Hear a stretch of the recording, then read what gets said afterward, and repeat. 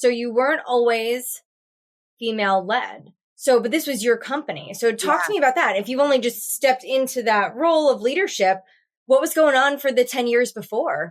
It's in me. I can do it. No one cares more than I do. And I just have to show up and be authentic. You want to see, like, you go through your childhood thinking you just want to blend in. Oh, yeah. And then there's that moment where you're like, oh, wait, standing out is actually good. And people remember me and I'm okay with it.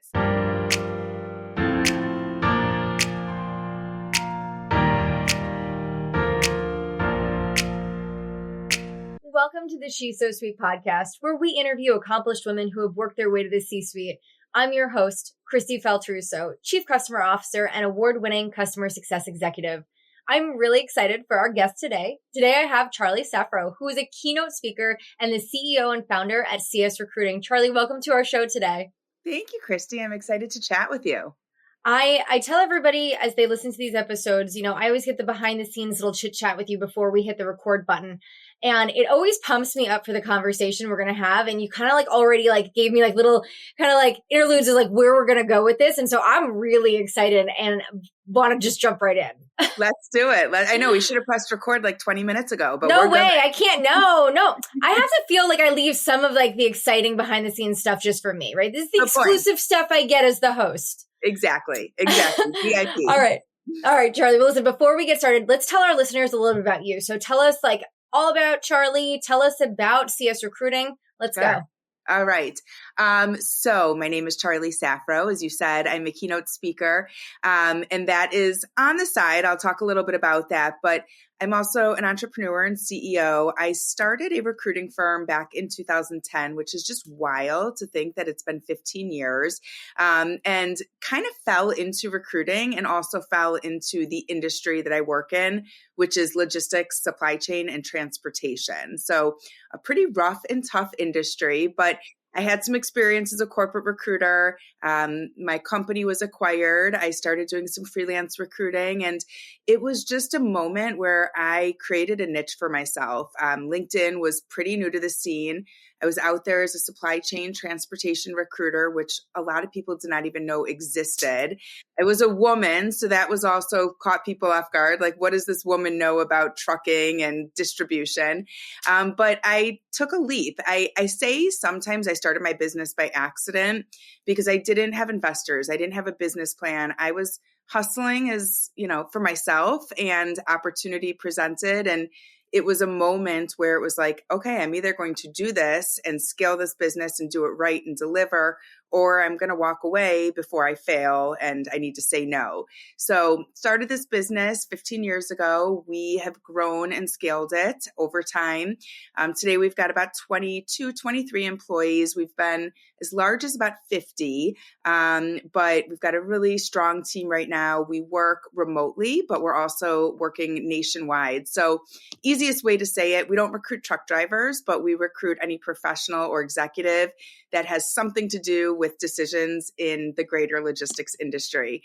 So we work with trucking companies, we work with manufacturers, distributors. Really, we help find the people that make all of our stuff go around, and what the person responsible for getting your Amazon package on your doorstep. So incredibly gratifying. I have an interesting leadership journey, which we can talk about. I have been an entrepreneur for 15 years, but have not always considered myself the leader of my company. So we've always been woman-owned, but not always woman-led until the last 5 years. And in these last 5 years, I've really just gained a fire in me to talk more about leadership, to talk more about the business I've been exposed to for so many years. And it's really the business of people. So what it takes to hire, what it takes to retain people, what it takes to engage and create strong cultures. And that's really where my keynote speaking started to create its own path, where I'm talking about everything I've seen, heard, done in my role with my company, but also looking at it as a leader who has a team to manage and retain, and some of the mistakes I've made and some of the best practices I've learned. So that is very high level, but pretty much sums up the last 15 years. I'll also mention I'm a mom of 3 boys and I live outside of Chicago. But yeah, that's me. Charlie, honestly, there's like, you gave me 20,000 things I want to poke into right there. Let's start with, because I got to hear this one. So you weren't always female led. So, but this was your company. So talk to me about that. If you've only just stepped into that role of leadership, what was going on for the 10 years before? Great question. And it's so funny because it was so normal during those 10 years. And when I look back, I'm like, that was really untraditional the way that we grew, but it happens for so many reasons and no regrets. When I started the company, it was not intentional. I wasn't thinking about building a team. I had just had my third son. I think I had 3 kids under 4 at that point. Oh my goodness. And, like perfect time to start a business, right? And I was caught in between this life of being, an available mom, I should say. I did not want to stay at home permanently, but being available, being able to get my kids to and from school and doctor appointments, but also loving working and loving, being around adults and making an impact. And so that's really where it all stemmed from. Is I started this business. I was very aware that literally, Kristi, I went from the last time I was in a leadership role before I became the CEO of my company was when I was the captain of my high school gymnastics team. So, and I say that like I did not know what I was doing as a leader. I never managed people. I kind of just skipped over management in my career. And so when I started scaling the business, the early days, I hired, a couple recent college grads and they shadowed me and I trained them. And then once we got to a point where it was like, okay, we need to control some of this chaos, I brought in other individuals who could manage and lead our team. And we operated that way for about 8 years. And I look back and I'll be very honest, they were men. And I think that was part intentional maybe at the time. It's recruiting. So you hire the right person at the right moment. But I think having men as leaders, they fought a lot of the stuff that I was just not in a season of my life to take on. I was not looking to manage all of our legal decisions and P&L and, every scope of the business. I just wanted to recruit. And so that's how we operate. You're like, let me do what I'm good at doing and let somebody else handle the other stuff. Literally. Yeah. I think we spend so much of our lives and our careers focused on what we're not good at. And that consumed me for so long. Like, how could I be a CEO? I hate reviewing contracts. I hate, confrontation. And then it's also like, wait, I can play in my sweet spot. And that's the beauty of growing a business, is that I'm hiring people to support those gaps and really, help me be the best I can be. And that was really how we grew until 2020. I'll give you just like a preview. 2020, we had different leaders throughout those years, but the CEO we had in place resigned very unexpectedly for me. I'm sure, he knew it was coming, but the peak of the pandemic, it was April 2020. Yeah. We had just, figured out we're now working remotely. Yep. And it was a moment where the minute he resigned on a Friday afternoon, I took that weekend. I joke, but very seriously, like I drank a lot of wine that weekend. I took a lot of walks. I did a lot of thinking. And Monday I was like, you know what? Like, this business is my baby. And even if I, don't think I know how to lead, I am already a leader. I'm leading by example. Nobody cares more about this team than I do. So I stepped in very vulnerably to the CEO role and have been in that leadership position for the last 5 years with a team of other leaders, all women, ironically, that support me. So it's very non-traditional, but it was the way I just look back at that season of my life and I was like, there was no way it was going to go another direction. I couldn't have done it. And no regrets. I learned a lot. Listen, I don't think that it mattered if they were male or female or teddy bears, right? Like, you hired the people that were best suited to the work at the time you needed them to do it. And I don't think that there's any shame in any of that. And honestly, I think more people should be able to embrace what they're good at and allow that to be the focus and understand that it's okay to have somebody fill the gaps, right? And do the work that you don't want to do. Also, this is your company. Like, nobody gets to tell you how you run it, right? There's no wrong to this. It's however you choose to do it. So I love that. Now, listen, we're going to go and take this conversation a whole lot of places. But before we do, I have to ask the question because it is very pivotal to our conversation. So, Charlie, when you're a little girl, I have to imagine you didn't think that you would be leading a recruiting company and logistics and operations and all of this stuff. Although I am grateful because I love Amazon and I'm so happy that my packages always arrive on time. Exactly. So you were doing the Lord's work. I appreciate you. But what did you want to be when you were little? You know, I knew what I didn't want to be, Kristi, and I didn't want to be a teacher. And I felt like that was what all, we used to play school. Everyone wanted to be a teacher. And I was like, I don't know if it's like, I don't want kids. I'm very maternal with my own children. I just never wanted to work with children. But I went to college for advertising. I studied abroad in Spain and got really excited about like international business. Graduated college, went into advertising, have not spoken a lick of Spanish since 1998. So the international, business dream kind of just like faded away, and found myself in recruiting. So I would say like probably business. Like I grew up with, both my parents were entrepreneurs. They were in sales, they were traveling, they were hustling. Like that is what I wanted to do. I didn't specifically want to start or own a business. That just happens. But I never even knew recruiting was a profession. When I think back now, like I was meant to be a recruiter because I've always been a connector. It's like, if you tell me that you need a nanny, I'm going to stop what I'm doing and call my nanny who knows a nanny who knows a nanny who's looking for a job, and so I've always been that person, just like, ooh, now that I know you, do you know this person, or have you been to this place? So it makes a lot of sense because that's what recruiting is. We're just bringing people together to do something bigger than they can do alone, and doing it at the right time with the right resources. So it makes sense, but it's been a very roundabout journey. If I really mapped it out, it would not be a straight line. I love that. Okay, so I got to ask, so where did we study abroad in Spain? Just because I have a daughter who's getting ready to go to college soon, and she is an amazing Spanish speaker, which is crazy how she excels in this, because she's actually a science girly, like science and math.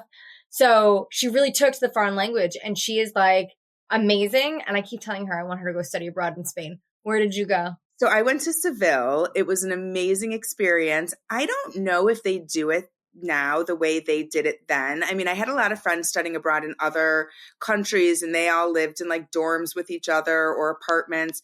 When I studied abroad in Spain, I lived with a family, and they did not speak any English, and I had to eat what they served me, and I had my own chores, and I communicated with them. It was really an amazing growth opportunity. And I was so into like being fluent. I took all my classes in Spanish. But then it's funny, Kristi, like you come back and I'm like, wait, I have no reason to speak Spanish. And I didn't create a reason. I obviously could have, but I grew up so much in those six months. If nothing else, it is an amazing opportunity to like learn how to be an adult. I love that. Okay. So do you still talk to this family that you lived with? That's so funny you bring that up. This is so wild. I mean, this is 1998. So like, I had to go to an email lab to communicate with my family. Like we didn't have cell phones. No, we didn't have devices. No. Yeah. I had a calling card. I was there with my boyfriend then, who's now my husband. And we would make these plans. Like, I'll meet you at this corner at 7:05. And like, we would both show up, because that's just how you did it. So yes, you made a plan and you just did it because you couldn't text, you couldn't call, you couldn't do these things. It was set. Exactly. And so when I think back, the family I lived with, I knew the mom's first, I never knew their last name. How wild is that? Like I think back and I'm like, okay, it was Pepe, it was Marisol, and the dad was like Rodrigo. But I'm like, I could never find them. My husband and I went back there maybe 20 years ago, and we found his family because they lived in the same house, but he didn't know their names either. We're like, our parents just shipped us to Europe, and like we lived with I do not know their name. How funny is that? I could not find him on social media. Now we're in a day and age where it's like, we wouldn't dare let our kids like even go to a friend's house if we don't know both the parents, their social security, what do they do for a living? And you're tracking them the whole time. Right. Yeah. Yes. And I have Life 360 on all the time. I know where we're going, what we're doing, how fast you're driving. And so imagine that, like the helicopter parenting that we all are today versus I'm going to ship my kid to another country to go live with a family, and we don't even know their last name. Yeah, and we don't even speak their language, and our daughter doesn't really speak the language either. So if there's any emergencies, like, let's just cross our fingers. So I know when I think of that, I'm like, it was wild that was in this lifetime. And I don't even think our kids would understand if I said, like, no, I emailed my parents once a week because I had to sign up, go pay to sit in front of a desktop computer for a half hour and get all my emails out, because that's all I had time for or could afford. Like, we did it though. We did it. But I don't like to talk about how long ago that is, because if you asked me, 1998 was like 10 years ago. Like, you can't convince me that is more than 10 years ago. I know. I did a speaking event at my high school this week, and I went into my high school, which is a very weird, nostalgic feeling. Like, everything's the same, but different. And I start talking, I was speaking to some like female varsity athletes. And I was like, I was in your shoes. And then I did the math and I was like, 30 years ago. And when I said that, I was like, these girls who are like 16, they were probably like, what are you, 80? Like, but yeah, isn't that why? And I don't consider myself that old. I'm like, I was there 30 years ago. No, you can't convince me. 10, max 10. 30. Britney Spears, she's still doing her dances. Nope. Can't convince me. I'm with you. I love that for us. Okay. All right. So listen, we're gonna take it back to your career journey, although I have a lot more personal questions I want to ask. But we're gonna focus. All right. So obviously your career journey, you've had some great successes that led you to where you are. What were some of those real big pivotal moments though? When you look back over the past couple of years, what were the big decisions that you feel really contributed to where you are today? Mm-hmm. Wow. There's a lot. I would say I started to touch on this, but the decision to step into leadership has influenced me the most in my career. And it makes a lot of sense. It's like, if I look back, I recruited for 20 years. I talked to so many people who hated their lives because they hated their jobs. I knew exactly what was going on. I talked to so many people who didn't want to leave their company because they loved their jobs. And then the leaders who were telling me their strategies or their frustrations. And that was a pivotal moment. I think what I realized, I had a lot of imposter syndrome. I was like, how could I lead this company? I've never been anything but a recruiter. I mean, my title was literally recruiter. And then I started talking to, that weekend, I called some of my employees, and their response, they were like, that's sad. We're going to miss him, but aren't you already in charge? Like, they were very supportive and like very much showed me that they believed in me. And that is what it took. And I look back and I'm like, I didn't know how much I needed the validation from my team to just say, we're here. We're on your, like, we are going to stay with you. We are going to support you. We are going to root for you. And that was pivotal. I think what I learned in that is like, it was all inside of me, and it was my imposter syndrome holding me back. And a lot of what I've learned has just been by sitting and observing. And that's enough. Like, I don't have an MBA, but I know a lot more about recruiting and how leaders make, decisions around talent strategies than I would if I spent 10 years studying it. So that was my big pivotal moment is it's in me. I can do it. No one cares more than I do. And I just have to show up and be authentic. That's probably my most pivotal. The other things I'll tell you, like what keeps me up at night is the idea of trying to keep my employees happy. And I've come to terms that there will never be a moment where everyone is a 10 out of 10. Everyone has their own personal life and so much stuff that, variables affecting the work that I cannot control. But that is where my angst is to be a great leader and really to find that balance between leading with my heart and leading with my head and using empathy, but being logical. And I'd say I have not mastered that yet. That is something I'm constantly working on, is like that feminine, masculine balance and how I show up as a leader in different situations. So that lots of different things there, but I've learned quite a bit. I don't think that you are the first or last person to have that struggle. Mm-hmm. And so listen, you're going to do the best thing you can for your employees. And it sounds like they know and they believe that to be true. But to your point, right? There's so many variables, there's so many factors. We can't control them all. And as long as you're showing up the best way, in the most authentic way as you can to lead the business the best way you can, that's all you can do. So, it's prioritizing that and keeping that in the forefront of your mind. Okay. So we talked about that as your pivotal moment. I gotta shift into kind of some of the darker times, and assuming there are any, but I feel like everyone has them in their career journey. Yeah. So when you think back in your career, right, what were some of those real challenging moments? And if you could help unpack that, what were some of these challenges you had to overcome, and how did you do that?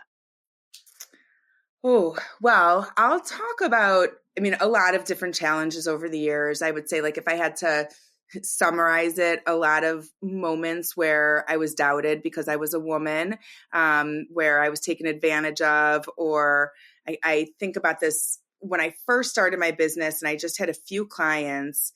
I made a placement. So I found this company, the perfect person.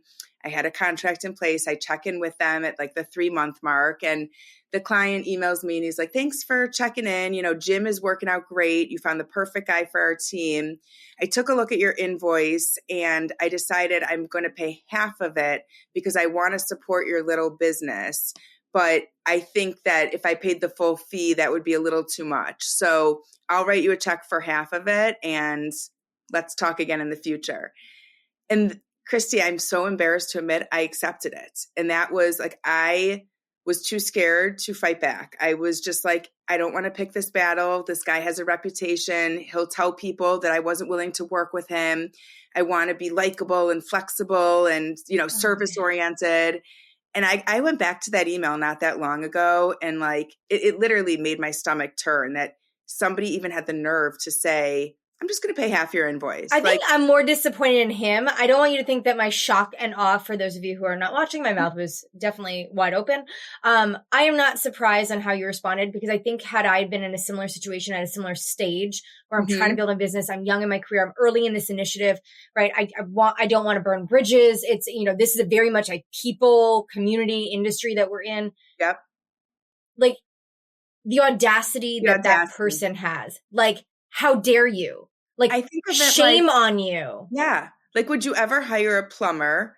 They come, they fix your toilet, and then you're like, "All right, great job. I'm going to give you half of what you quoted." Charlie, if a plumber came and fixed my toilet, I would pay him double, not half, because he did something I definitely don't want to do or couldn't do, right?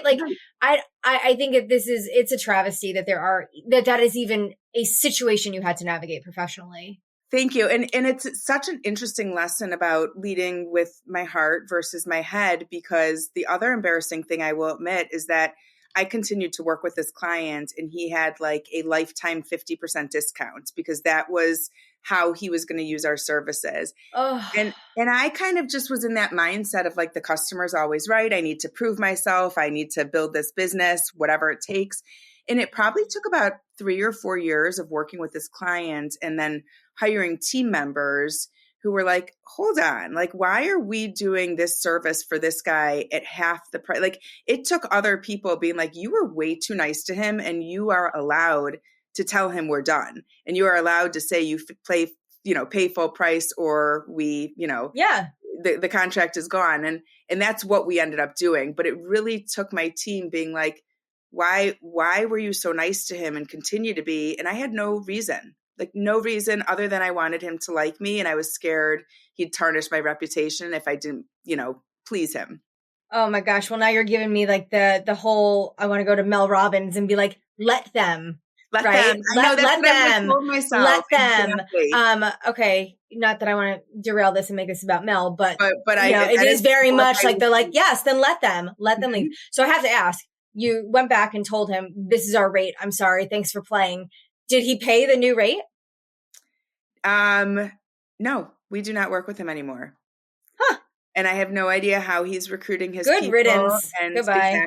Exactly. Yeah. So let them. We let them. Exactly. We let them. And it's an interesting part of an entrepreneur's journey, or maybe just any leader's journey, where there is a turning point where all of a sudden you're like, wait, I can say no.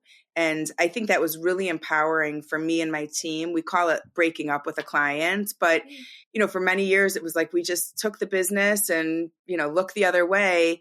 And then I would hear, a client treated our team member poorly. How can we put someone in a position to work at his company if he can't even respect us as a partner? Right. And those situations, like, really, like, they just nudged me enough and triggered me enough that it was like, okay, now I know how to break up and I can do it with confidence. And I don't care if you were going to pay me triple. We do not want your money because we don't want to work with you. So that's a hard part of the leadership journey, is getting to that point where you're like, I don't need their business because it's going to cause more harm than good. It's, to your point, it's hard. And depending on what stage in your journey where the revenue matters, right? It is hard to be able to make the decision to say, you know what, we're going to turn this away because it's the right thing for us. The She's So Sweet podcast is brought to you by Client Success. Client Success is an all-in-one customer success platform to help post-sale implementation and success teams manage customers from new to renew. Through an industry-leading platform approach, Client Success gives businesses an in-depth view into customer health, product usage trends, along with churn and risk data so that your team can not only retain customers, but help them grow as well. Whether it's managing customer onboarding workflows in shared portals, building custom health scores, tracking sentiment with NPS surveys, or doing more with less through AI and automations, Client Success gives customer success professionals a true one-stop platform to manage all aspects of the customer journey. To learn more about the industry's fastest to implement customer success platform, visit www.clientsuccess.com. That's Client Success. Simple, powerful customer success. Well, Charlie, I got an interesting question here because, like, as we're talking about challenges and things, and we're talking about a time in our career, which we will not say is longer than 10 years ago. But when you started your career, we're entering a world where you don't have the digital footprint that we have today, right? So if anybody sees my name in their inbox, they can go and Google me and they're going to find 10 pages on Google of anything that I have said. Now, you're in this work field in a male-dominated space, and your name is Charlie. Mm-hmm. I have to ask you, did that help or did that hinder you at any point? Because again, now they don't have a picture of you, and they don't know that they're looking at Miss Beautiful Charlie here that I am. How did that play a role? Yeah, I have to start with, I grew up in the 70s. Don't tell anyone, but I was born in the 70s. So my parents were kind of hippies, and my grandfather's name had been Charles. And so I was named after my grandfather. But growing up, it was unheard of. I mean, now I could find, a girl named Charlie under the age of 10 within arm's reach. Like, they're everywhere. Yep. But growing up, every person who met me, it was like, oh, Charlie, that's cute. It's Charlotte, though? Or is it Charlene? Or did your parents want a boy? And so I really hated my name growing up because I stood out. Like, every substitute teacher would be confused in roll call, or like, the nurse at the doctor's office would be like, Charlie, and I'd stand up and they'd be like, no, I said Charlie.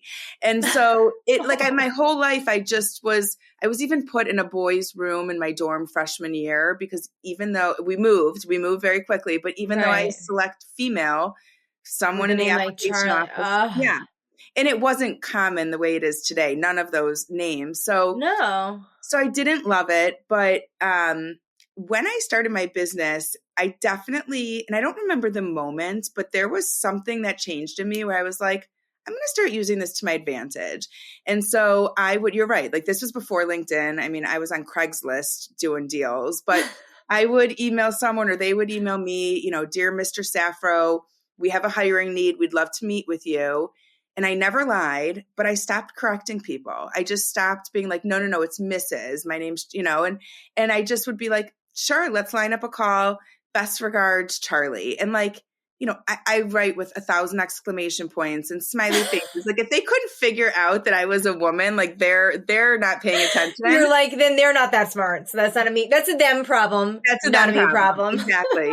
But I would say, I couldn't even count how many meetings I had where, if nothing else, it was an icebreaker. I would show up, I would walk in, and I'd be like, I'm here to meet so-and-so. And they're like, oh, are you on Charlie's team? Is he coming in? And just sheer confusion if I joined a call, if I walked in a room. And so I do think, I can't say which meeting specifically, but there were definitely meetings that I landed because they thought I was a man, and they would not have continued the conversation if they saw who was sitting behind the desk. So listen, we have to play the cards we're dealt. So you didn't do anything wrong, right? They did by making an assumption.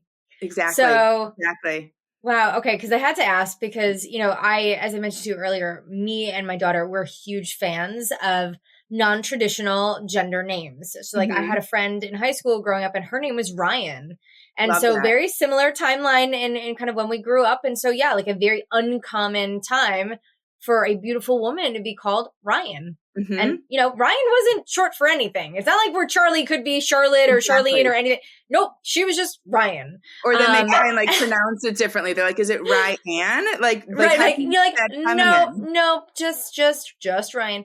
So we've always loved that. And I think that there is such beauty and like saying that names don't have genders, right? Like it just, a name is a name. That's it. Exactly. Right. Exactly. And so I love that you kind of leaned into that. I love that you took advantage of it when you had to or could. Yeah. So good for you. And I'd say that's a good lesson. Like, I wish I knew that. Like, I hated it because I stood out and I never wanted that. And then all of a sudden one day I was like, wait, I could actually stand out by embracing it. And you want to see, like, you go through your childhood thinking you just want to blend in. Oh, yeah. And then there's that moment where you're like, oh, wait, standing out is actually good. And people remember me and I'm okay with it. So yeah, I've done like a 180 with how I think about my name, how I use it, but it was definitely a Kickstarter for me. I'm not going to lie. I can imagine. I know that children are children, right? And they're not always kind. So it's always hard to like navigate those early years, but I love that you kind of like stepped into it. Now you just own it. And it's like, it is who you are. And I love that you named your company after it too. Thank you. All right. Well, listen, I don't want to spend too much time dwelling on just the sad stuff that we all have to go through. I want to talk about your successes because I feel like as women, we don't spend enough time celebrating our wins because we're so busy looking at the next big thing we want to go accomplish, right? We're looking forward. We never look back.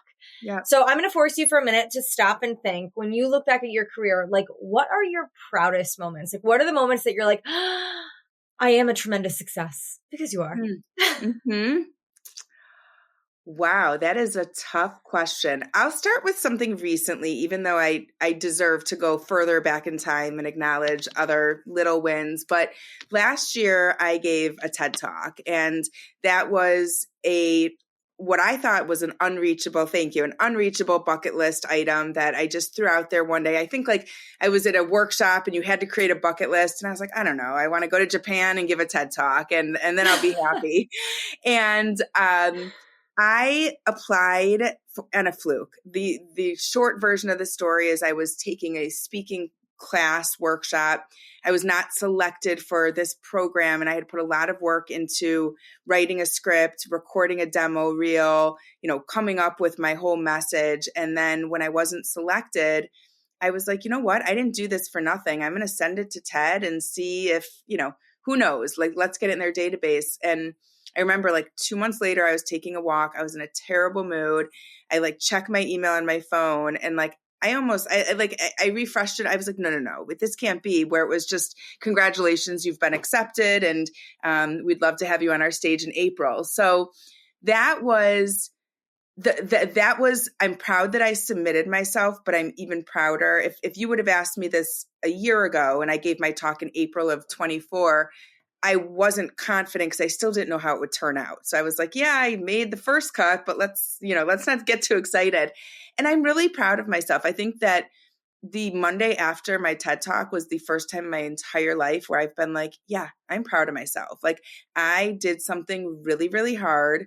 I did it as like an after school assignment because I'm still running a business full time. And I wrote a script and figured out a message and how to present it. And it wasn't perfect. And hopefully, one day I'll look back and be like, wow, I've improved a lot since then, but it was hard work. And the thing with a TED Talk that's interesting and different than business is like, you get one shot. Like you go on that stage, they are recording you, and that is the video that the world is going to see. And so that was an interesting learning too, is like, I have to be on in this exact moment and like preparing and trying to control that as much as I could. So yeah, it was one of those moments where I was like, I did something that I said I was going to do. And I'm that person. Like, I'm like, I don't want to even say it out loud because then I have to do it. I feel like I think I want to write a book one day, but is how I'll say it. Because if I dared to say like, I am going to write a book, then I'm like tied to it, with the universe forever. So I'm mindful of what I put out there. I love that. And that is a huge accomplishment. I can't imagine.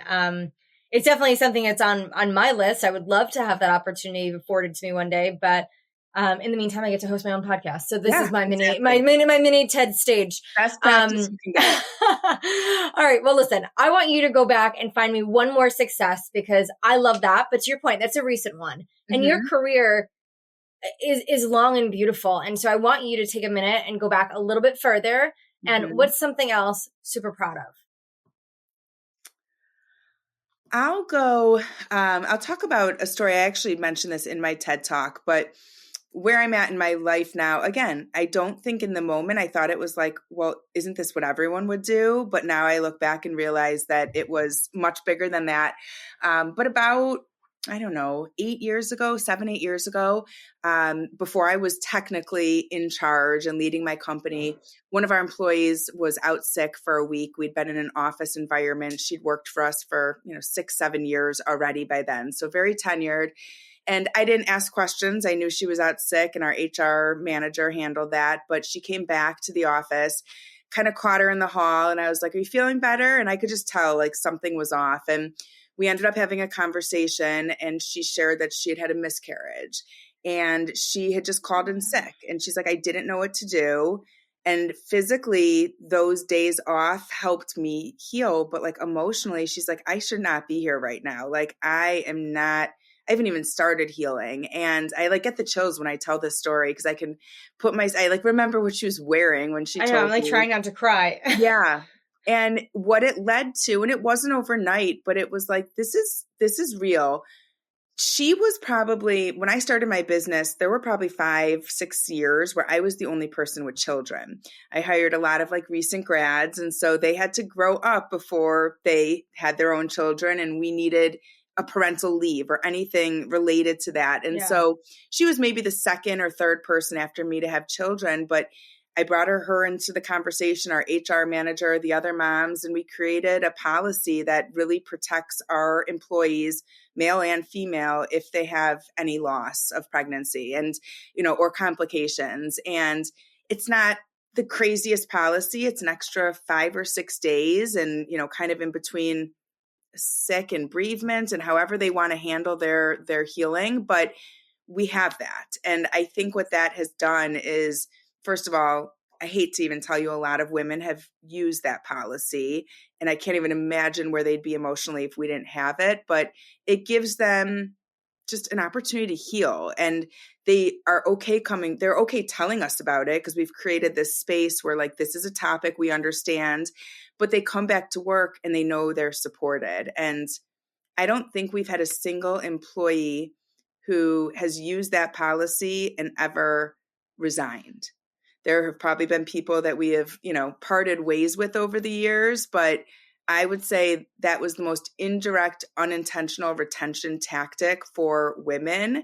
And like, I know it changed so many lives. And so it was one conversation and then maybe a meeting with our lawyer. How can we word this to build a clause into our contract? And it was done. And I'm fortunate that I can make those decisions in my position. I realize not everyone can just, take charge that quickly, but people can speak up. And when I think of this story, I actually give her the compliment of coming up with this policy because she spoke up. I just listened and brought other people in and made something happen. But I think the message is like, I know some things are private, but no one can help you if you don't share. And companies need to understand that there's so much more to the human than the way they show up and perform in their job every day.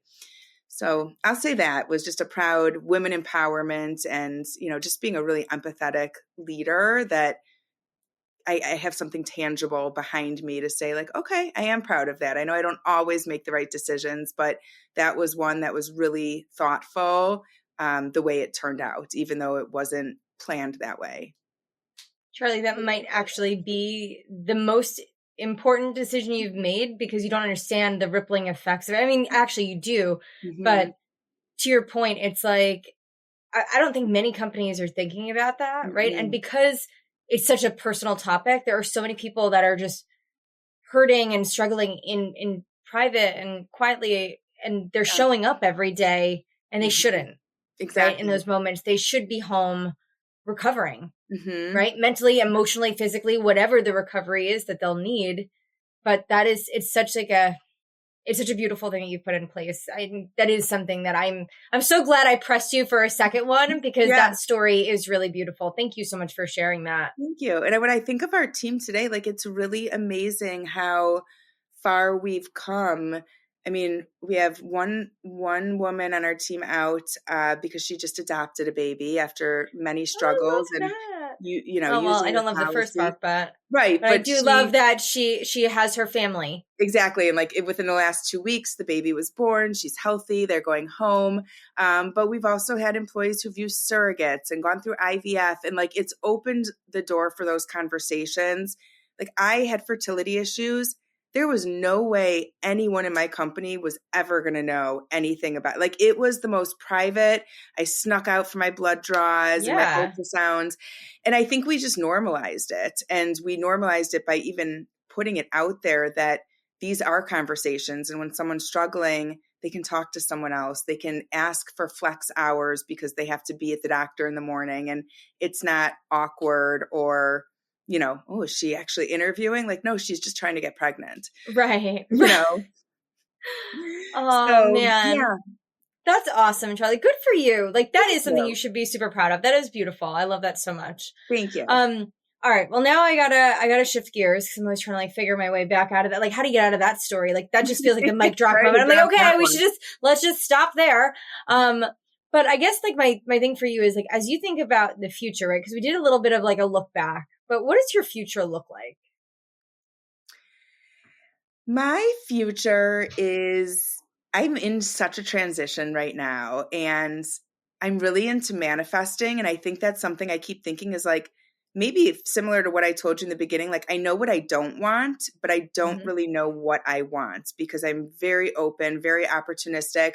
What I have learned is, and I think the TED Talk was the biggest push to really I've talked a lot, I've spoken a lot in my career about supply chain hiring and procurement trends and transportation outlooks. But when I gave my TED Talk, that was the first chance for me. I was forced, pushed, like that is their structure that you tell your story. And I think what I realized was like, wait, I have something to say. And I never thought that before. And the response, the encouragement, the support has really pushed me. In the last year, I've done several keynotes with women audiences, some in my industry, some out of my industry. And that's where I'd say like my biggest interest is now is like, how can I apply, forget the supply chain stuff. I can always talk about that, but how can I apply what I've learned as a leader, as a recruiter, as a working mom, and help other women see themselves in my story and be inspired and, come back and face the next challenge because that's all you can do. So there is something about that in my future. In a perfect world, like I said, if I can go out there and inspire one person a day, I am fulfilled. I just need to connect it to a business and making revenue and all the other fun stuff. But hopefully in 3 or 4 years, if we chatted again, I'd hope that instead of 90% of my time being a CEO and 10% speaking, it's probably more 60-40 or something like that. I love that. Well, I am confident that you're going to get there, and we do need to come back to this conversation because I need to hear I'd all love about that. how that transformation took place. All right. Well, listen, before we wrap up today, what's the one thing you want our listeners to take away with them? We didn't talk about this a ton, but I think this is really important in general. It's really important for the future of our workforce, and it's really important with this just surge of technology and AI to just treat people like humans. Like I was raised to be nice to a janitor, and that is something that you get in the real world and you realize not everyone has that mindset. But I look at people so beyond their title. I don't care if I'm talking to a dispatcher or a CEO, you are a human being with needs. And the more we can do that with our peers, with our direct reports, with our clients, our partners, the more we're going to like hang on to what humans contribute in the workforce. And we contribute empathy and creativity and resourcefulness. And, there's no AI tool that works without a human prompt and a human idea. And so I think like my best advice is like, see people behind their title and get to know at least one thing. Even if all you know about the coordinator on your team is that they like coffee, that's enough to connect with them and make them feel like a human who showed up for more than just checking off tasks. And I think that's so important to like, people deserve to like enjoy going to work. And right now, 70% of the population has no connection to their job, no purpose. We could do better. Listen, I read the Reddit threads. I know they tell me every day how miserable they are in their jobs. And it's really sad. And honestly, the things that they're sad about and the things that they don't like are all things that could be controllable and all would look and feel different and creating better experiences for them if we took your advice. Exactly. So I think that is a beautiful way for us to end today, Charlie. So I just want to thank you so much for your time and sharing your story with our listeners. I hope you enjoyed it as well. I sure did. Thanks for having me on. All right. Thanks, Charlie. Everyone listening, thank you guys for your time as well. And if you've enjoyed this episode, please rate and follow us on Spotify, Apple Podcasts, subscribe on YouTube, connect with me on LinkedIn. And until next time, we'll see you soon. Hi guys, I want to share a bit about an organization that I support called Wednesday Women. They're on a mission to increase the visibility of executive women leaders that you should know, learn from, and be inspired by. On LinkedIn, they share the profile of 2 amazing women each week, on Wednesdays of course. And now just imagine if we all followed, amplified, and nominated the women that we want to see more of. Their initiative provides examples of women CEOs, founders, sales executives, technical leaders, and so many more. By supporting Wednesday Women, you'll see more of these professionals in your social feeds, of course, but also on stages, podcasts, and panels. If you're interested in learning more and supporting their initiative, head over to www.wednesdaywomen.org or follow them on LinkedIn.